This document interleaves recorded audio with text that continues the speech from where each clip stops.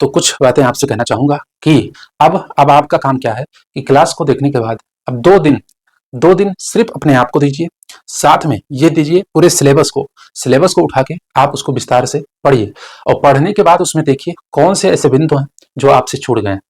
क्योंकि मैं personal experience के तौर पे बता रहा हूँ, यूपी ट्रिपल एससी आयोग के द्वारा जो सिलेबस में निर्धारित होता है, क्वेश्चन वहीं से आता है। क्वेश्चन कितना कठिन आएगा ये तो किसी को नहीं पता, लेकिन क्वेश्चन आएगा उसी सिलेबस में। तो अब आपका काम है कि उसमें ढूंढिए कि कौन सा पॉइंट सिलेबस में छूट गया है जो हमने नहीं पढ़ा, उसको नोट करिए और उसको कहीं ना कहीं से अंतिम समय तक उसको आप पढ़ लीजिएगा। क्वेश्चन आएंगे ही आएंगे, सिलेबस पे ही क्वेश्चन आते हैं, सिलेबस पर ही आएंगे। तो उसको आप अपने आप को समय आप 2 दिन दीजिए, समय बचा नहीं है, 2 ही दिन का समय है, तो 2 दिन अपने आप को बिल्कुल अच्छे से देके और एग्जाम के लिए प्रिपेयर होकर जाइए।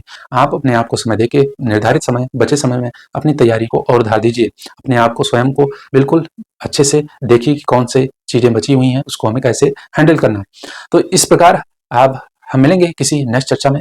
बस लास्ट में इतना कहना चाहूंगा, सभी लोग गंभीरता के साथ तैयारी करते हुए एग्जाम को बहुत अच्छे से दीजिए। आप सबका सिलेक्शन अच्छे से हो जाए, यही आपके लिए सबसे जीवन का ध्येय है, वो आपकी पूर्ति हो। तो हमारा जो प्रयास था वो मैंने किया। बस अंतिम समय में आपको शुभकामनाएं, बहुत बहुत शुभकामनाएं देते हैं। बेस्ट ऑफ लक बोलते हुए आपको यही कहेंगे कि मेहनत करिए। 2 दिन का समय है, 2 दिन के समय में आप जितना हो सकता है जो चीजें छूटी हैं रिवीजन करना है कर लीजिए और अच्छे से पेपर दीजिए। और अगर आपने पढ़ाई की है तो आपका पेपर बहुत ही बेहतर होने वाला है। तो अब मिलेंगे किसी नेक्स्ट चर्चा में, तब तक के लिए आप सभी को राधे राधे, जय श्री कृष्ण।